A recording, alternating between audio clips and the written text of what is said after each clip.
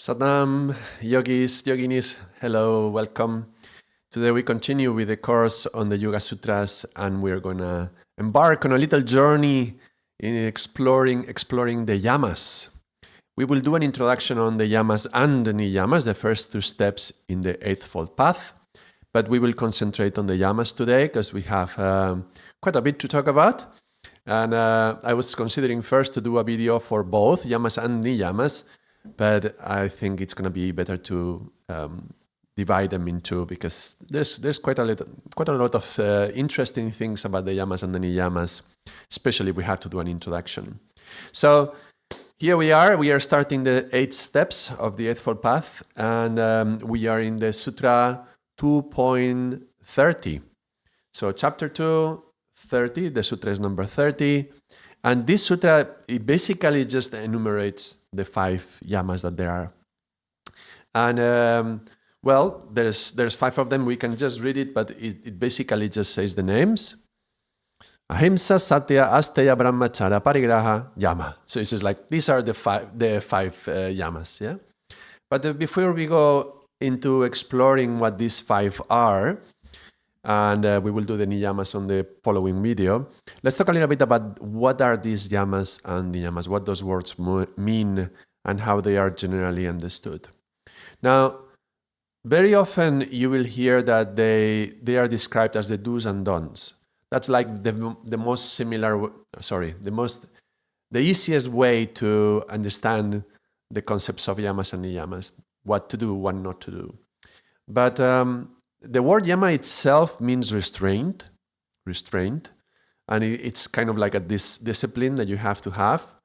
And niyama would be more like an observance. So you may hear it also, described as that, restraints and observances. But what does that mean? That's a little bit strange. And why would we separate one from the other? And why ones are yamas, the other niyamas? Well, my way of understanding this is about yamas being the relationship to the exterior world, so our relationship between us and the world around us, and niyamas, the relationship between us with ourselves. Now, that understanding is going to apply generally for the yamas and the niyamas. It's going to apply really well, and you will see how it explains a lot of things. However, those yamas, the yamas, which are the relationship to the external world, you can also understand that they would be having an effect on the internal world as well. So when we are going to go talk about ahimsa, for example, not harming, so we put it in as a reference, not harming others, not causing harm. But you can also say, well, don't harm yourself. So no self-harming. So that would be applying it to yourself. But in general, we're going to see how yamas are going to be oriented towards the external world. Now, I don't like to describe it do's and don'ts, and for a very specific reason. Because when you say this is what to do, this is what not to do, it sounds like laws or rules. And it sounds very much like ethics, like an ethical behavior, some moral behavior. And they often are described like this, like yamas and niyamas are the ethics of yoga. And yes, you can take it like that, as a moral code and follow it. But I think it goes even beyond that. We've been alluding to this a little bit when we were talking earlier in this course on the Yoga Sutras, because in very, very summarized, if we want to get liberated from this cycle of life and death and the pain that we live in, the experiences that come with life and death, we want to be liberated from that.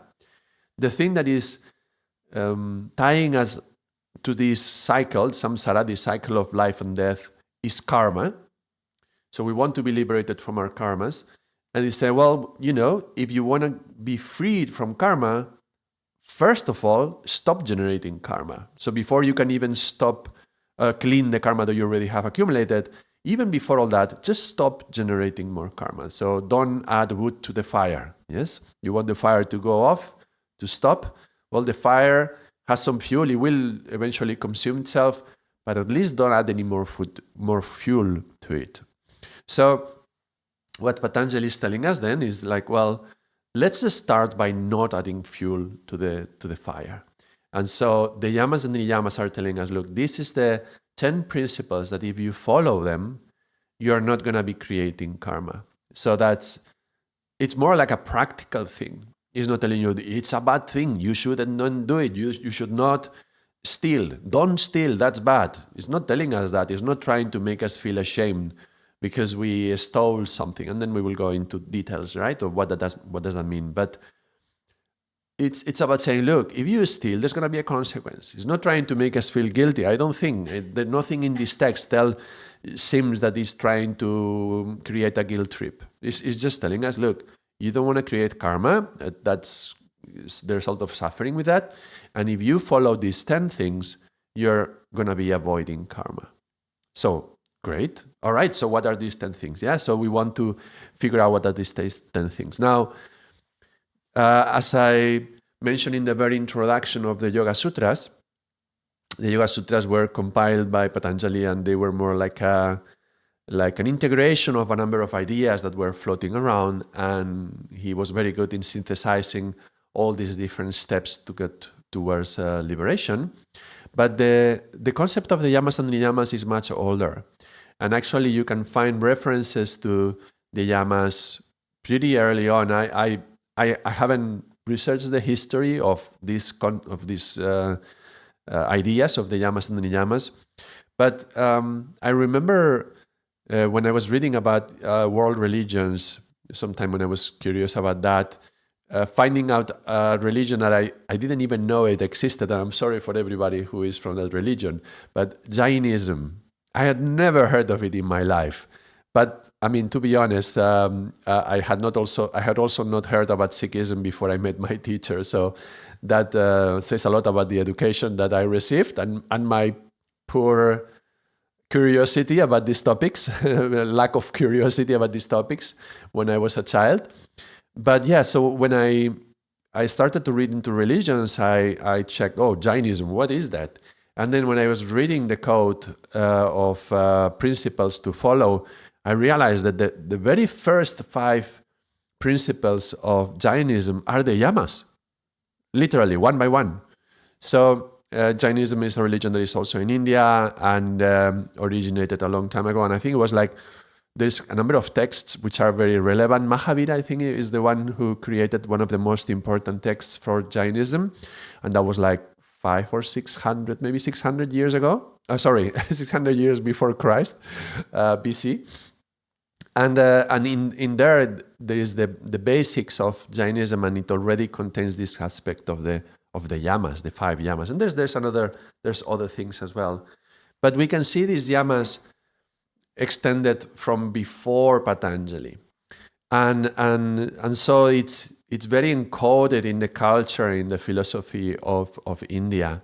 And you can see it, for example, I remember also reading about Gandhi and how he would have this ashram where he would gather disciples, but not so much about that he was teaching necessarily, but he was having some way of organizing them to go to do these protests.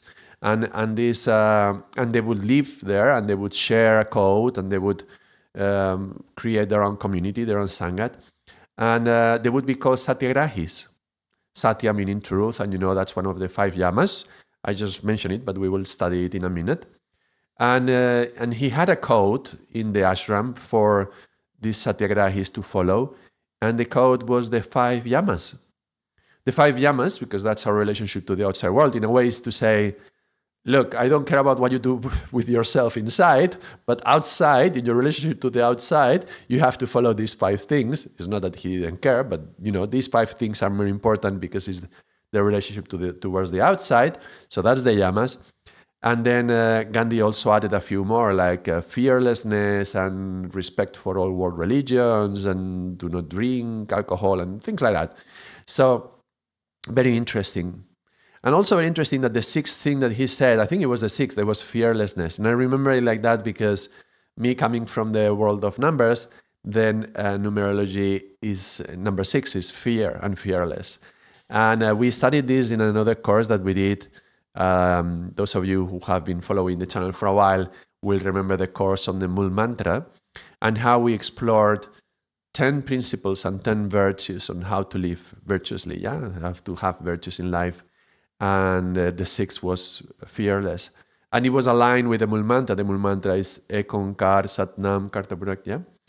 And in this, encoded within this, are also these principles. And I would argue that you can see the alignment between the 10 principles that are encoded in the Mul Mantra and the 10 yamas and the yamas and the niyamas, the 5 yamas, 5 niyamas. Like, for example, Satya, meaning truth, that would be encoded in the Sat, Ekonkar Sat Nam, yeah, the true identity. So identify with yourself with the truth and speak your identity from the truth. So you speak, your true self speaks, through your mouth. So that's very interesting that it could be like an evolution, yeah? The Sikh gurus came much later than these old teachings that we have, like Yoga Sutras. And in this Mul Mantra would be encoded in a slightly more poetic, different way, these same principles and virtues and viruses. So that's interesting that there is some old concept, old tradition to all this. Now, if we look at these 5 first yamas, if we start with the yamas, I was asking myself, why are they in this order? And I don't know actually why they are exactly in this order, these 5, because actually from the perspective of numbers, I would put them a little bit differently. And maybe I will do some other video on this, but outside of this course, because this course I don't put so many numbers. We will do this maybe in another session. We will explore this idea of the yamas and niyamas, because it's 10 principles, right? And there's 10 numbers, so there has to be a correlation somehow. And maybe we could explore that in another video. But so I don't know exactly why Patanjali would choose to put them in this order. And this is the order that generally appears in these texts. But one thing is clear. The first is ahimsa, right? I don't know the others, but the first is ahimsa. And I believe it's like that because it's considered the foundation of the, if you want to call it an ethical code, all the ethics that come afterwards. And if you consider that this is to protect you from creating karma, ahimsa is the first of all, because no matter which other yama or niyama are you contemplating, it has to be in agreement with ahimsa.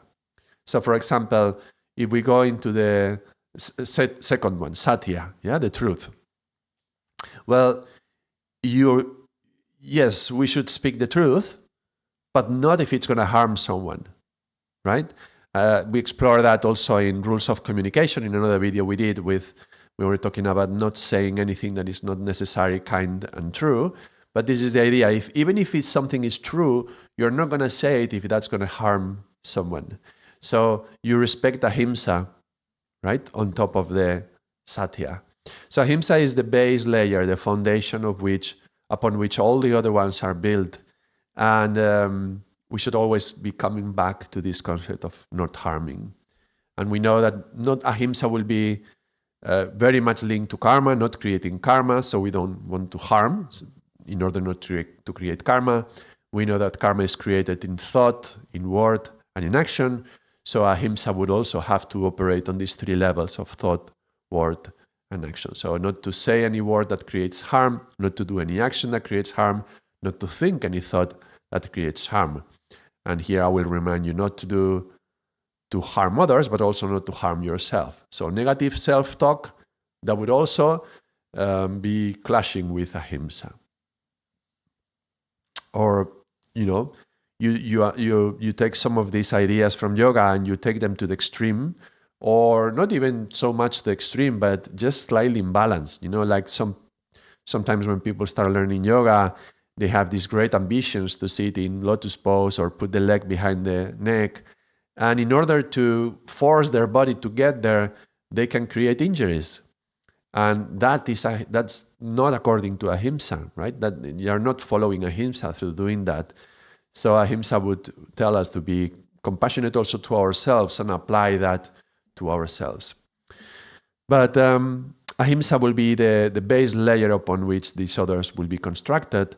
And also, if you take ahimsa to the nth degree, to the end, yeah, if you are a master of it, inevitably ahimsa is going to bring about all the other virtues as well. So since I put as an example Gandhi, you will notice that his main principle would be no violence and peacefulness, being at peace and not being violent towards anybody, not to create harm to anybody, even when he is in a protest. And through mastery of that, you could see all the other virtues of not stealing, of truthfulness, of all the other qualities that we're going to explore. You can see that he was developing in himself, he was developing all those qualities at the same time. So you can do it as like this as well. You can take the 10 principles of Yamas and Niyamas, or like the quote from the Mool Mantra, and decide, well, I'm going to work on all of these, and you can work on all of them at the same time. You can also take just one and go towards full mastery of that one. And then, all your spiritual effort is on that particular aspect. And every one of those is going to contain the seeds to all the others, but especially ahimsa is going to be the foundation towards all the others. So I find that very interesting. Now, we have been, this is 2.30. We are in the second chapter already, in the the sutra number 30. But as we start reading the Yamas and the Niyamas, we will notice that Patanjali has slowly been building up to this. He has been letting us know, this is where you want to get to, these are the obstacles, this is what happens to your mind, these are the coloring, this is how it's linked to karma, this is how you can avoid it. And all these steps, he was introducing little concepts like Ishvara Pranidhana, right? Something that will come up later in the Niyamas. He was introducing things like tapas. He was introducing things like ahimsa, kind of, indirectly. He didn't mention it. The word, I believe this is the first time that it appears. But he did talk in the first chapter. He said something about having an attitude of positive attitude, friendliness towards those who are, how was that? I think it was 1.33. Let me read it. Let me find it. Yes, by cultivating attitudes of friendliness towards the happy, compassion for the unhappy, delight in the virtues, disregard towards the wicked, and the mind staff retains its undisturbed calmness. Calmness is peace. Peace is the result of not harming, no violence, it's peace. So you can see how he was already introducing the concept of ahimsa a little bit here. He introduced the concept of satya, truthfulness, when he talks about the true self and finding beyond all the layers of the false self or the ego or the ignorance, finding the true, the seer, the purusha, yeah? So it's kind of connecting to satya as well. And so a few of these concepts that appear in the Yamas and the Niyamas have already been introduced. But here we have arrived. Now we have the 5 Yamas and Niyamas, and so we will do the 5 Yamas today, and I will let me write them here.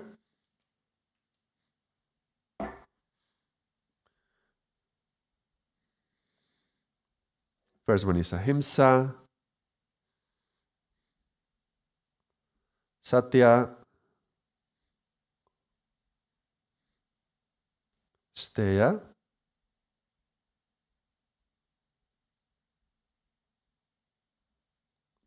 brahmacharya,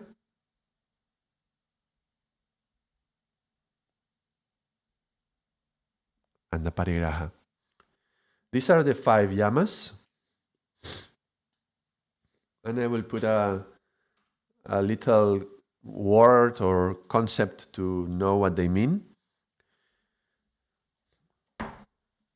So these are the 5 Yamas. This is what Patanjali is telling us. And he says, well, these great vows are universal and not limited to a class, place, time, or circumstance. So there is no excuses, there is no exceptions. You should apply this universally to any situation, any moment. Just focus this one moment. And the Niyamas are these 5, but we will go into this on the following video. Yeah, Saucha, Santosh, Tapas, Swadeya, and Ishvara Pranidhana. And He says, when disturbed by negative thoughts, opposite ones should be thought of. This is pratipaksha bhavana. So when you notice in your head that negative thoughts that are arising, we should cultivate the opposite. And this is one of the longest sentences in the Yoga Sutras you will find. That's a long sentence. Let me read the translation here. When negative thoughts or acts such as violence, etc., are done, caused to be done, or even approved of, whether inside approved of, because even if you approve it in your mind, you're also creating karma.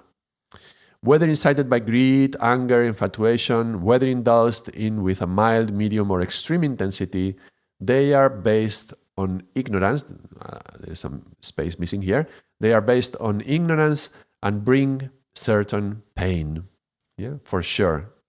For certain. Yeah. So whatever emotion, and we talked about these klishtas as well, linked to the emotions, are creating based on ignorance, yeah, are making you feel that you approve whatever actions that bring like violence and so on, they are going to bring pain.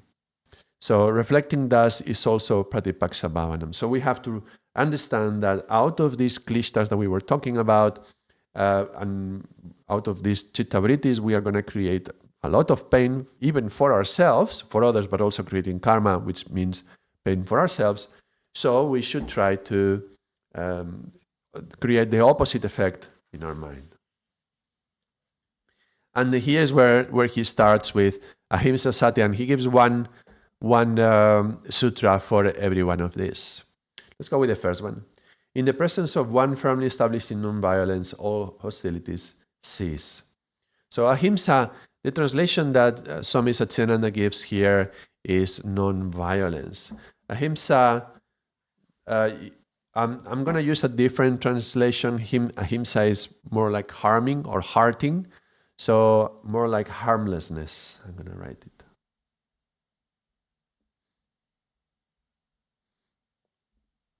Harmlessness, not to harm. And if you noticed, he said, in the presence of one firmly established in non-violence, all hostilities cease. What does that mean? Well, you will notice that in these 5 yamas, Patanjali describes the effect of mastering that yama, or the consequence, or the side effect, if you wish. And some of them will be kind of siddhis, like spiritual powers. Not all of them, but gifts or spiritual powers are going to be a consequence of this. So, for example, for one who is firmly established in non-violence, he creates an atmosphere, if you wish, an aura around him, in which whenever people come and sit before this saint, they will lose all impulse to violence, and any violence will dissipate and disappear. So very interesting that these 5 yamas, as you work on them, as you are mastering them, they are going to be creating all these kind of powers. And I mention it like this because in the Yoga Sutras, we find that after the chapter 2 that we're exploring right now, when we go into chapter 3, a lot of it is about spiritual powers. And one would think, well, why do we have to give so much attention to that? And I believe that one of the ideas is that the spiritual powers are more like a side effect of you climbing the ladder of spirituality. Not so much like, oh, I want to be that person who has that spiritual power, but rather, if you are cultivating ahimsa, well, naturally, in your presence, people will be more calm and people will have less feelings of violence. And I think this is a good exercise. You know, if you ask yourself in any situation and you think, well, if Gandhi was here right now, and I'm using this example with Gandhi, yeah? If Gandhi was here right now with me, would I do the same thing I'm doing? Would I think the same thoughts I'm thinking? How would I behave? And this is something, it's a very small trick, but it's very useful. I found myself in situation when I was in a challenging moment, when I would easily go into conflict, and the heat was raising in the temperature in the room, yeah? And then ask myself, well, not if I was Gandhi, right? Because that would be a little bit too much. But what if Gandhi was right next to me? How would I behave? What would I say? What would I do? What would I think?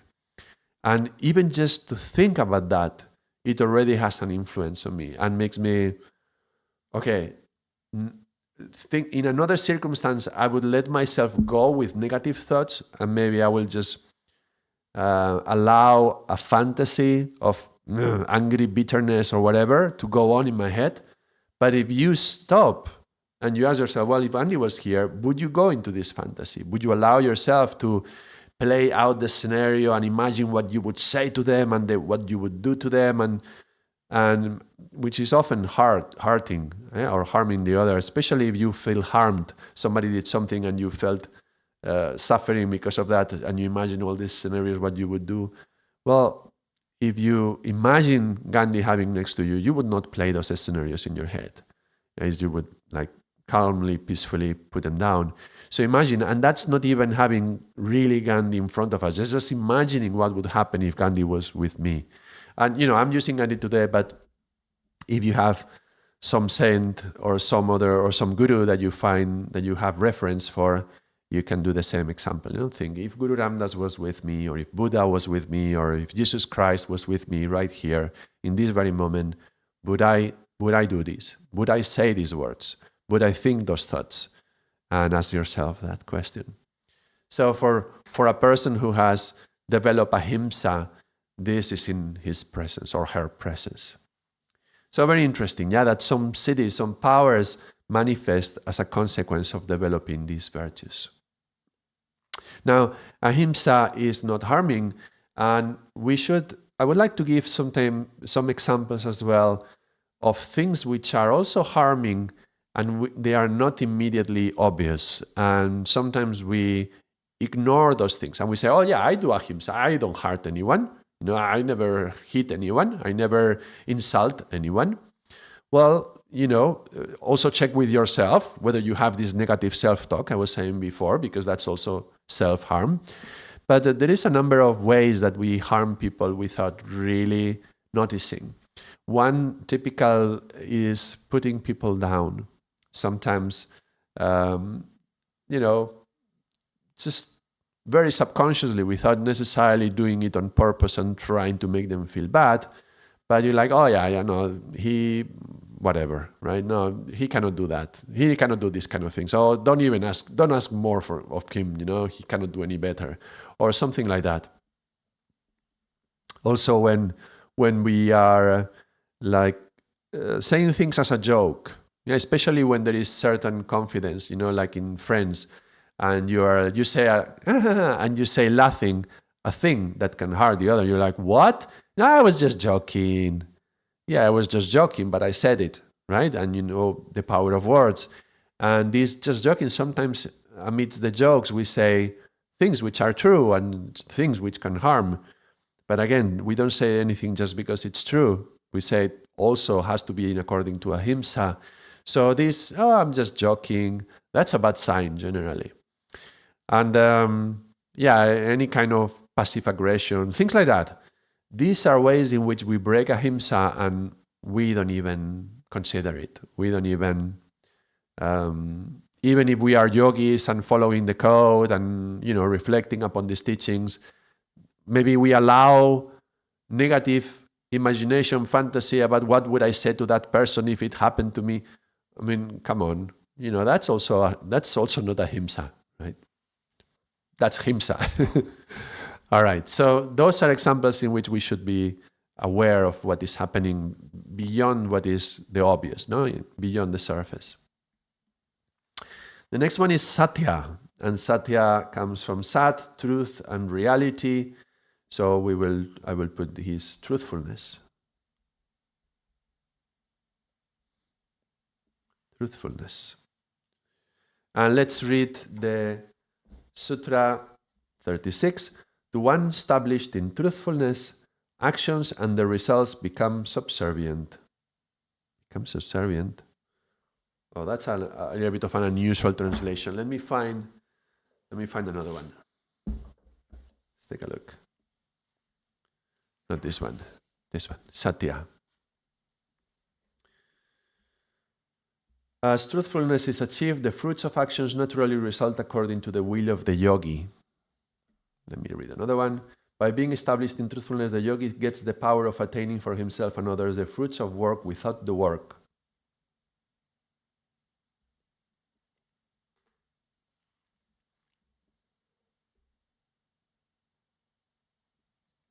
The way I understand this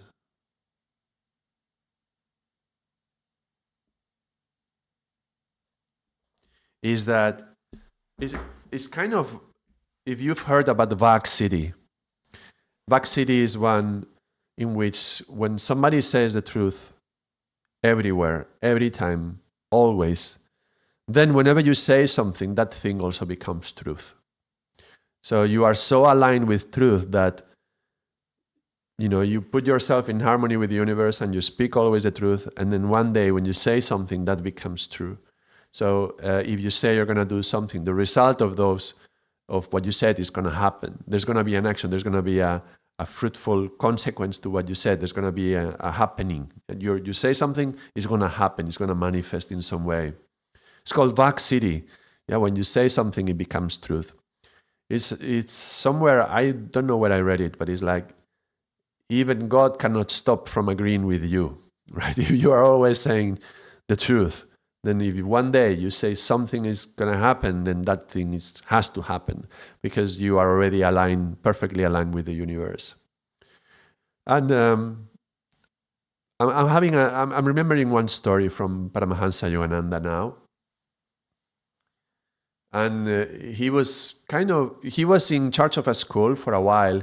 He was teaching children yoga and education from a very young age, and they were having this amazing school.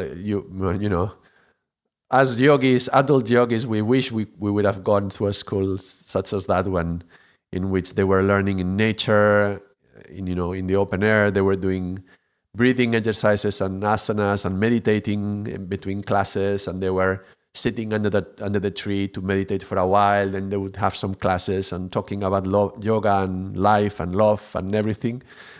Such a wonderful thing. And in one of the stories, Yogananda says how he was kind of playing this game with the children. He was letting them ask questions and he would tell the answer. He would say the truth.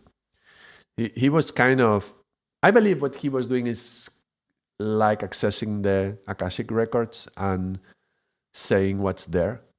So they could ask anything, and will I be a dancer in the future? And he would say what that person was going to become. Things like that. It was kind of like a game, and he was with children, and they were playing around. But he was in that state. He went into this kind of samadhis that he would often go, and he would just say the truth.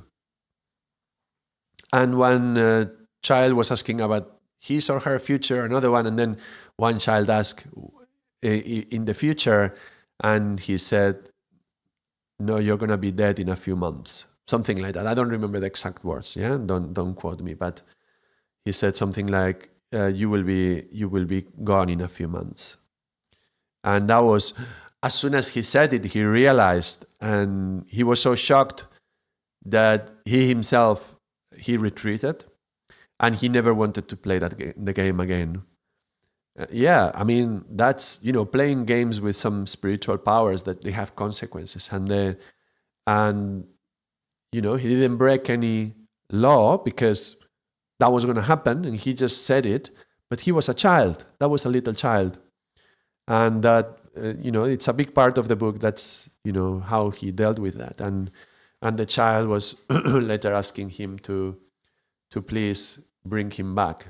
So in the next life, to find him again and bring him back to the world of yoga and to his bosom, And so he, basically, because he played that game, he put himself into a corner and he had to agree that he would look for him. And he spent, after the child died, which eventually it happened very, very quickly, he spent the next, I don't know if it was 6 or 9 months, something like so many months looking for him.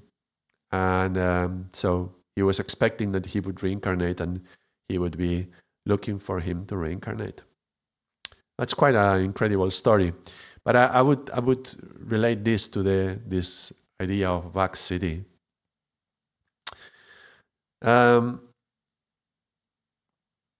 So what do we learn from this? Always tell the truth, yeah? But let me give a few more examples on how we break satya and we don't realize. Truth, sometimes, well, this is very, very common, especially as adults, and when we want to be cheeky, and they ask us some things, we just don't tell the truth. Oh, no, sorry, we just don't lie. We just don't lie, right? So they ask us some things we don't really want to answer, so we say something that is only partial, or it's not a lie, but it's also not the truth. And then, that's an omission. That's what is called an omission. There is also exaggerations, embellishments of the stories, where we paint ourselves more beautiful in the story than we were, or we pretend that we are holier than what actually happened, or, in an argument with somebody, we are always right, and the other ones are the ones who create the problems and made the mistakes. Well, these exaggerations, embellishments, and or creating extra drama, make things even worse. This is also highly karmic. So this is also breaking the satya principle. So just because you don't tell lies doesn't mean that you tell the truth. And we should be aware of any exaggeration and embellishment. There's something I practice when I'm listening to people speak. Anytime there is an absolutism, I am very, very careful. When somebody says always or never, he never takes care of the dishes, or he never takes care of me, or he always does this, or he's always complaining about me, or she never shuts up or about this topic or whatever. Every time you hear never, always, this kind of absolute words is very likely not to be truth. So satya would not be respected in that example. All right, let's go to the next. The next is asteya. To one established in non-stealing, all wealth comes. Ratna is like gems or precious things. So asteya. And asteya is not stealing, literally.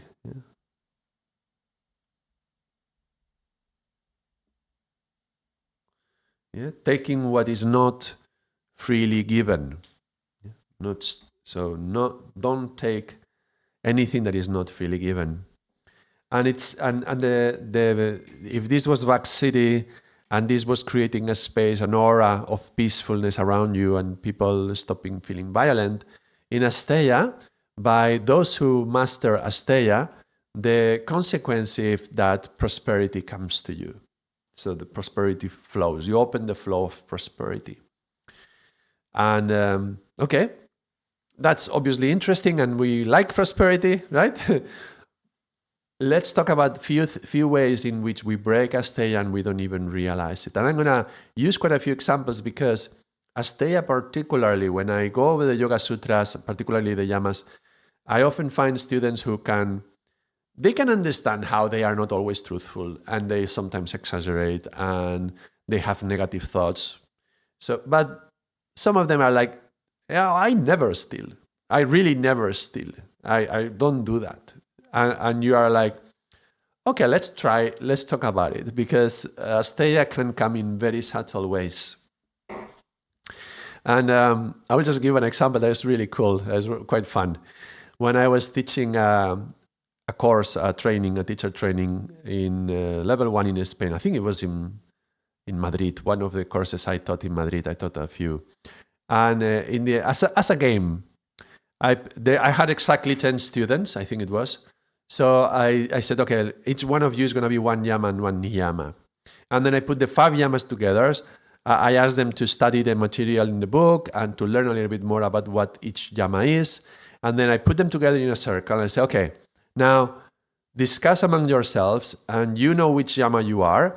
So you have to let the others know how your yama is the most important yama.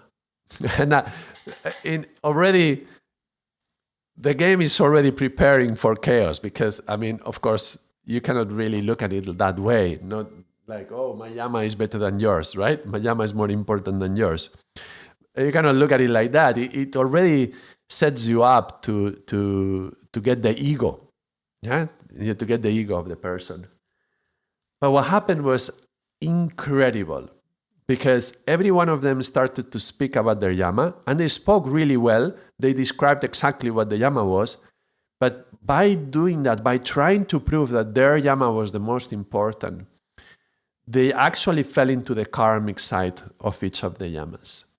And one example I remember very clearly is that whenever somebody was speaking of the 5, the asteya was stealing the opportunity to talk. So in Spanish we say steal the words, but it's like kind of like, it's your turn to speak. Well, I'm going to steal your time to speak so I can speak. So interrupting, and somebody would be saying something. Yes, but asteya is more important because so she would cut across and steal the opportunity that another person had, the time that the other one was trying to speak, cutting it out like that.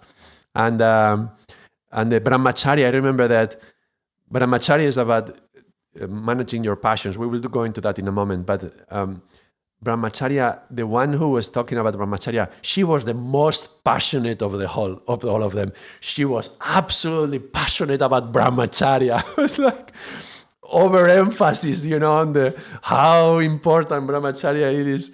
It was fantastic. Really, really revealing how every one of them was actually doing the other side. Ahimsa was not violent, but very, very, very interesting, because ahimsa was reflecting another of the karmic sides of ahimsa, which is passivity.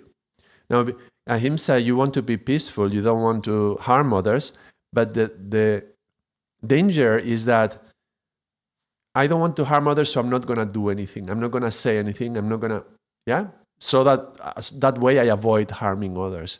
So the ahimsa person was stepping back and not saying anything. And he was in silence most of the exercise. And he would sometimes step in and try say a few words because he had to do the exercise. I was looking at him. I was like, are you saying something? And he would try to say something, but immediately as he was interrupted or somebody was more passionate than him, he would just stand back and peacefully. He would reflect peacefulness, but actually he was becoming passive.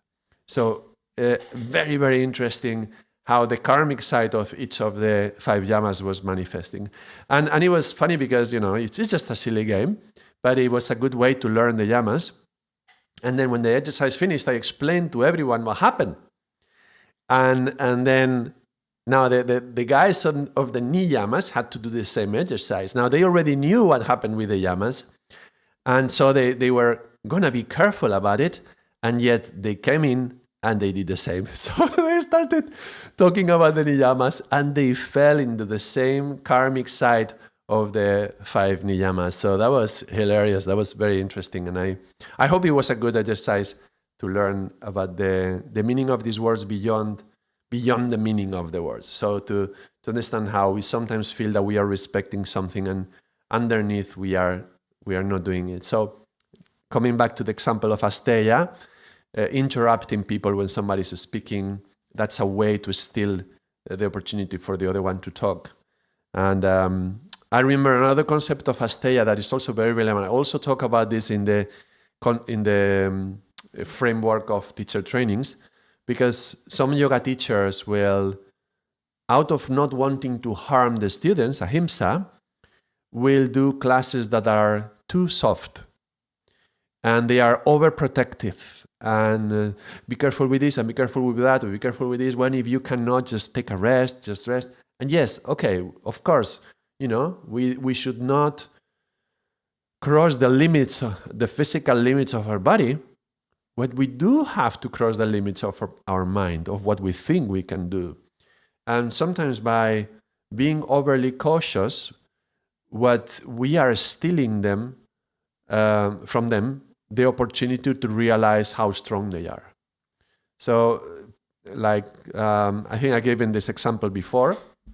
There was there's some kriyas which are very hard in yoga, and you have to do 108 frogs, and you have to, hands and feet on the ground, and then you straighten the legs, and the buttocks go up into the air, the head is down, and then the buttocks come down. So you have to do this 108 times, and that's quite strong.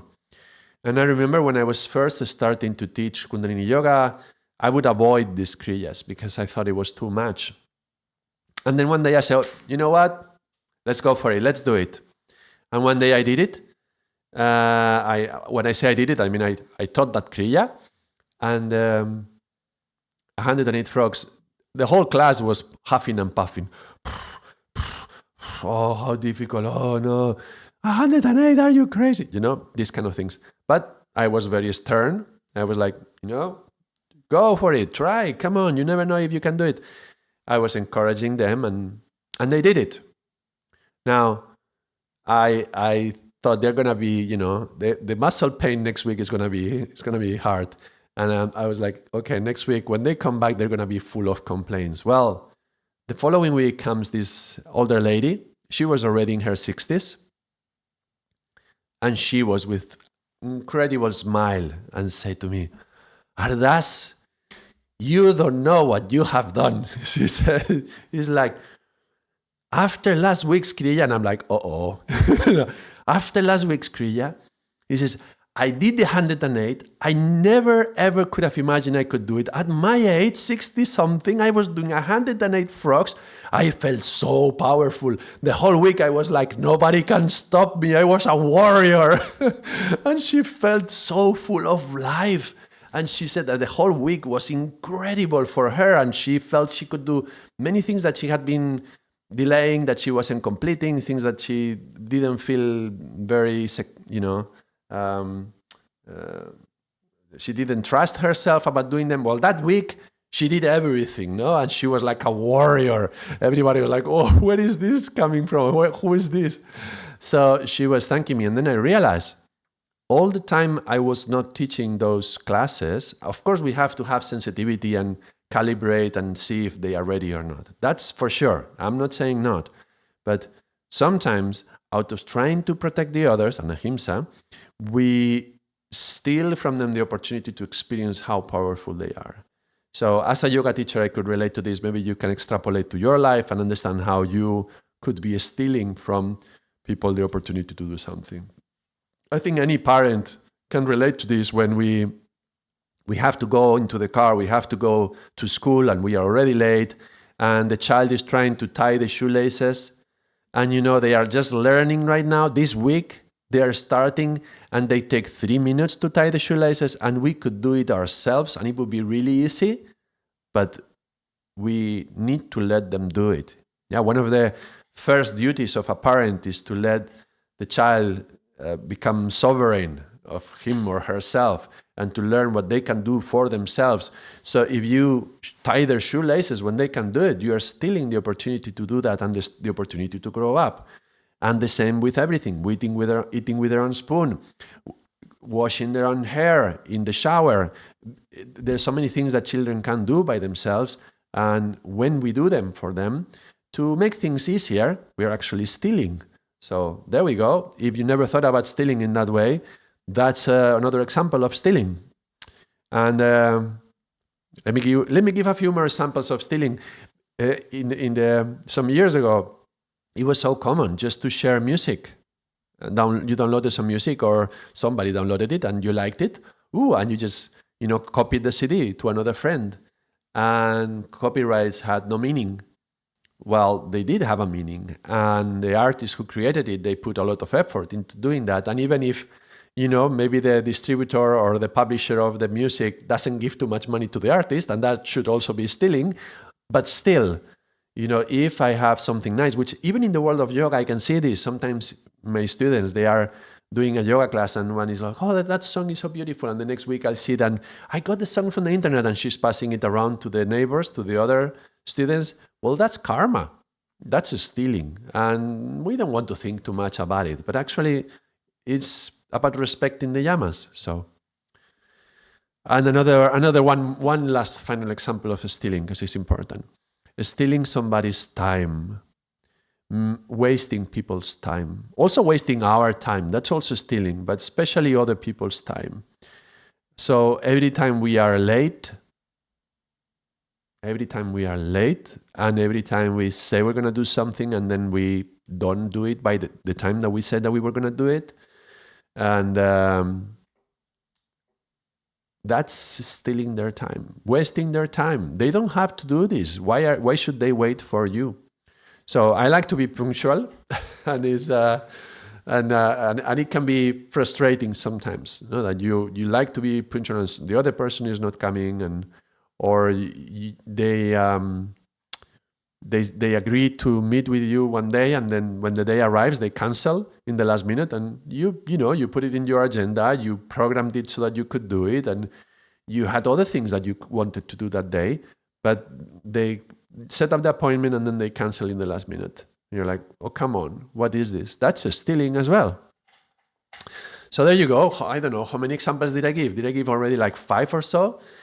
I'm sure one of these will have rang true for you. So maybe some of these will make you think about it. How do you steal that you don't normally steal, that you don't normally think that you are stealing? Yeah, so that's ways in which we can learn to be aware of that. You can let me know. Yeah, after this video, you can put it on, or you can put it in the chat as well. How did you realize one day that you were stealing, or you were breaking ahimsa or breaking satya in a way that you were not aware at first sight? And then when you stop to think about it, actually, you know what? That was asteya. That was a moment when I should have practiced asteya. So write it in the comments. I want to hear more examples. They are useful examples. Right. Let's go to the next one, brahmacharya, which is probably one of the most controversial ones, or least understood, or more misunderstood. By one established in continence, vigor is gained. Okay, brahmacharya, continence, vigor is gained. Well, let's remember first that every one of these brings a gift. Yeah, ahimsa creates this aura around you that violence dissipates. Truthfulness, vaksari, what you say comes true. Asteya, by not stealing, prosperity flows. Brahmacharya is saying that you receive vigor. Well, you know what I'm thinking about? Let me write these gifts here. Let's call it aura. It's not literally an aura, but you understand. Aura of peace. Truthfulness brings this vaksiti. Non-stealing brings prosperity. Brahmacharya tells us, Patanjali, that this brings vigor. But what does brahmacharya itself mean? The translation, the most common translation that you will find is this aspect of continence. And that will often be mentioned as the path of yoga that is ascetic path of yoga, in which there is no sexual manifestation. So you are in containment of your sexual urges. Now, that's not literally what it says. That's not the word brahmacharya. That's an understanding that is applied especially for those who would devote themselves to the practice of the ascetic path of yoga, like swamis or monks. And okay, they will take it like that, but the concept brahmacharya is much wider. And actually the very same word Brahma is God. Charya can mean a couple of things. One way is moving, like moving. So you could say that's like moving towards God. But the translation that I like the most, charya, is about conduct. So divine conduct, a conduct that is going to move you towards God, godly conduct or divine conduct. And so it's not just about something sexual, it's conduct in general. And yes, it will also apply to your sexual impulses and your passions and how you regulate your desires, your needs, or your cravings, whatever, how you regulate all that and have a healthy management of your energy, not just your sexual energy, but your energy in general. That's why it brings vigor, because vigor and vitality, yeah? It's, you can read vitality here as well, this word, vigor. I think that's another translation. Let me check. Brahmacharya. Virya. Yeah, virility, vigor, and vitality. Vitality, which is one of the 3 levels. If you haven't heard about this, there is fitness. This is very common when you go to gyms, the center fitness. There was a movement 15 years ago or so. Many of the fitness centers became wellness centers. They were trying to move from fitness to wellness and healthy, to be healthy. But that's just one step: fitness, healthy, vitality. Fitness, health, vitality. And vitality is about not just that the body is strong and not just healthy, that is, there is no sickness. And vitality is all the aspects of yourself work in harmony, one with each other, to receive the maximum life. Vitality is life. So all your energy makes you feel alive and you have passion in what you do. So your life goes, it's a lively, experience of being in the world. You feel alive. So there's these 3 levels. Yeah, vitality is the result of that. And that comes as a result also of managing these needs, these cravings, these passions that you have, and knowing how to direct them in what we call this, the divine conduct, godly conduct. In Sikhism, this is called Rehit. Yeah, there is this saying by, what was that? Guru Gobind Singh, I think it is. No, I love Rehit more than the Sikh. I think he was saying, like, this is how important Rehit is. That I have more value to the conduct, to the code of conduct, than to the actual Sikh. So that's very revealing, no? How important is the conduct. So Brahmacharya would be this, godly conduct. And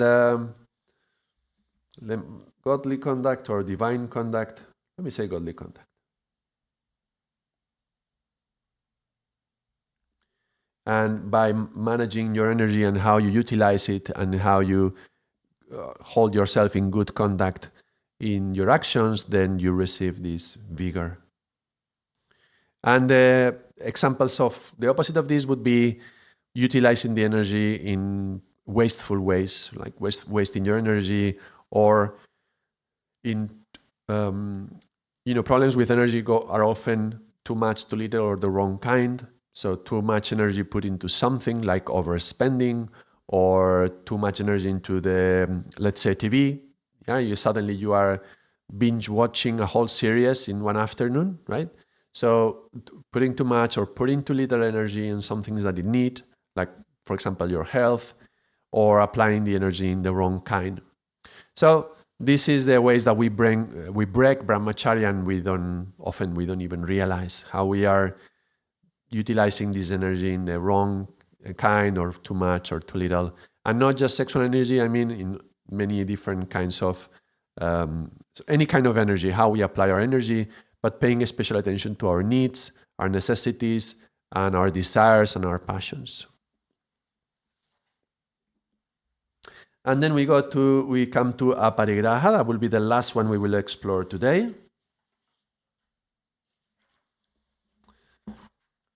Sutra 39. When aparigraha non-greed is confirmed, a thorough illumination of the how and why of one's birth comes. Okay, let me first say non-greed. Let me see the translation in this book. Non-possessiveness. Yeah, I like this word. Let's read what aparigraha means exactly. Without pari, all around grasping. All right. So don't try to grasp everything around you, right? So not trying to get everything around you. So non-possessiveness. I'm gonna translate it like that. Yeah, non-greed. non-possessiveness.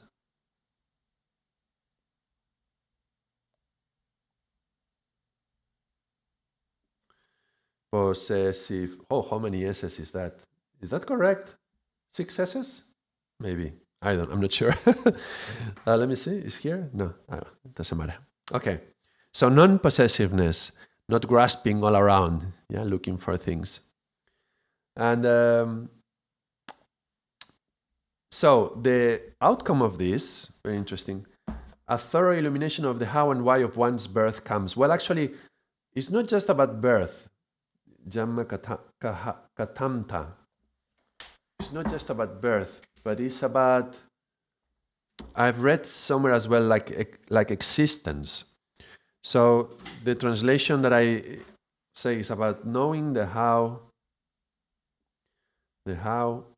and the why of your birth. And that includes your birth and your past births and your future births, but also of existence. You can understand this, that as you grow less greedy, yeah, less possessiveness to material world, as you go beyond the material, you come more into contact with the transcendent, and you realize what's the meaning behind how does this existence manifest, and why do we exist, why do we take birth, and how did this birth happen. So coming out of the material, we have a wider, higher understanding of our existence. So non-possessiveness. Now you will recognize non-possessiveness. How much in contact does this have? How similar this is to another concept that Patanjali was mentioning in Yoga Sutras in the first chapter. Two aspects that were super important: abhyasa and vairagya. Remember, abhyasa, the practice, and look, all of this is practice. Okay, abhyasa is how you have to keep your mind.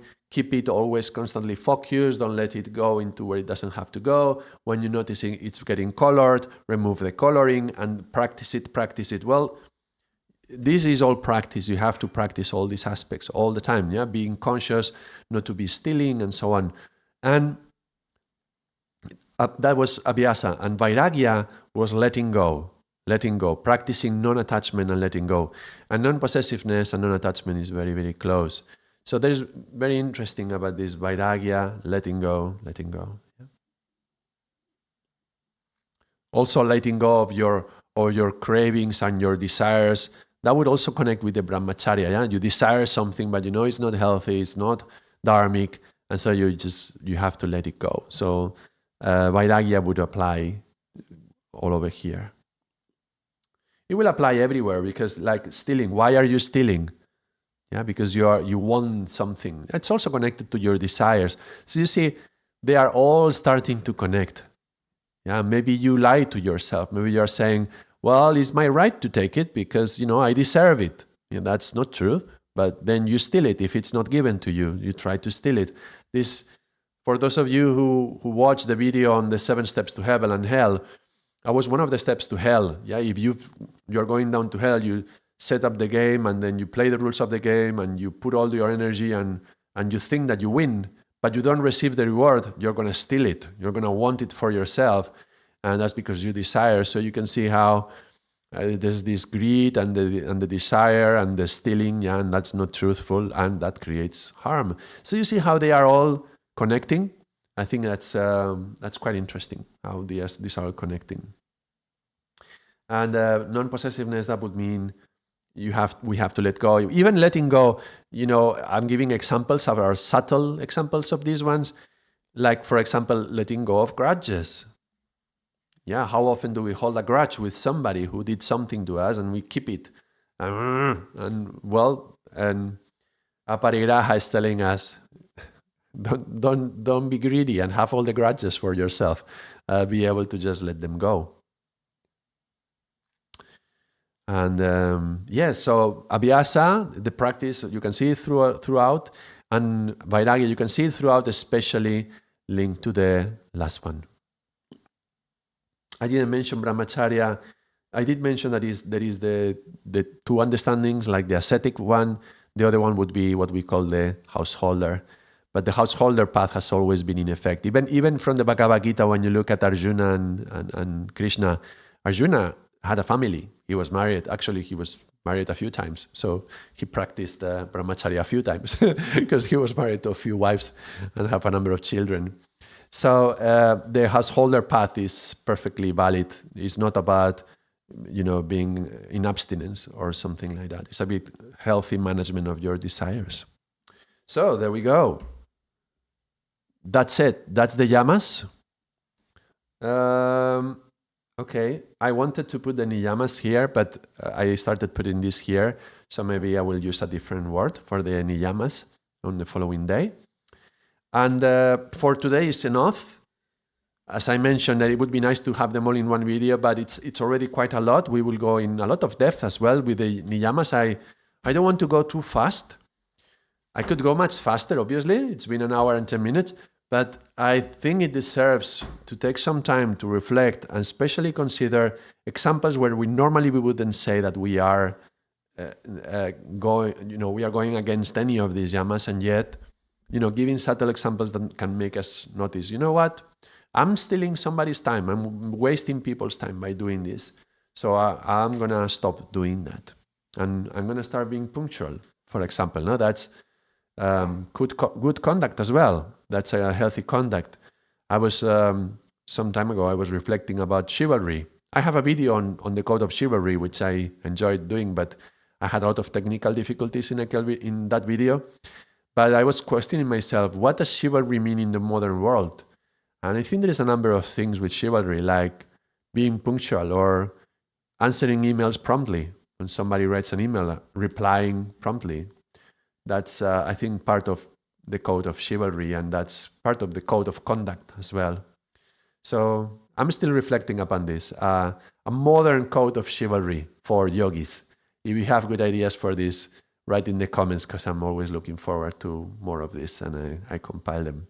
For today, thank you very much. I hope you enjoyed the video. If so, don't forget to like it on the way out, if you didn't do it on the way in.